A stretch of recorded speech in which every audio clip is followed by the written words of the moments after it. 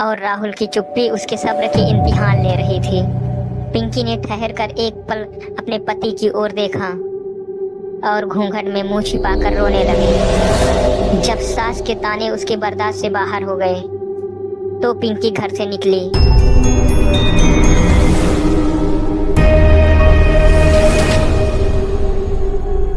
और सीधा कुएं में जाकर कूद गई। जब कई घंटों तक पिंकी घर में वापस ना आई तब चारों ओर सब उसे ढूंढने लगे तो राहुल को कुएं में उसकी चुनरी तैरते हुए दिखाई पड़ी।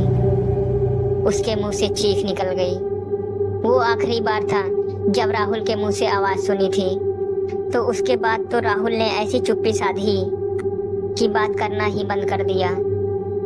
मन ही मन गीता भी बहू के मर जाने से बहुत दुखी थी।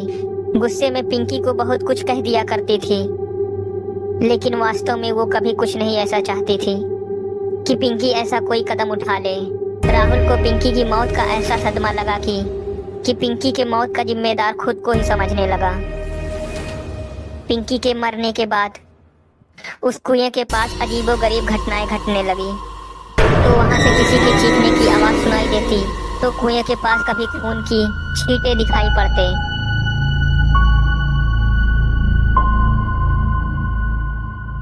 तो कभी खून से सने पांव के निशान मिलते तो कभी कुएं का पानी लाल हो जाता। गांव में तभी जुबान से बात होने लगी थी कि गीता के बहू की आत्मा को शांति नहीं मिली है और वो एक प्रेत बन गई है जो अपने होने का एहसास करा रही है। पूरे परिवार में डर का माहौल बन गया था। ऐसे में मदद मांगने गीता और उसका पति एक तांत्रिक के पास जाते हैं। आपकी बहू की असमय मृत्यु हुई है, इसमें कोई संदेह नहीं कि वो प्रेत बन के आपके घर के पास मंडरा रही है, क्योंकि कुआं वो आपके घर के अंदर ही है। सबसे पहले वो कुएं को अपने चार दीवारी से बाहर कर दो। बाबा की बात सुनकर घर के आंगन का दरवाजा गिराकर दूसरी ओर से दरवाजा बना लिया। अब घर के दरवाजे के कुछ ही दूर के कदम पर कुआं था।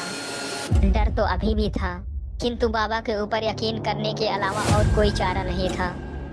जब से दूसरी तरफ से दरवाजा बनवाया था, कुएं के पास होने वाली घटनाएं जैसे थम सी गई थी। गीता भी जैसे निश्चिंत हो गई थी। अब शायद जैसे पिंकी की आत्मा उसे नहीं सताएगी। लेकिन जिस दिन से राहुल को अपनी पत्नी पिंकी से बातें करते हुए देखा था, उसकी रातों की नींद और दिन के चैन गायब हो गए।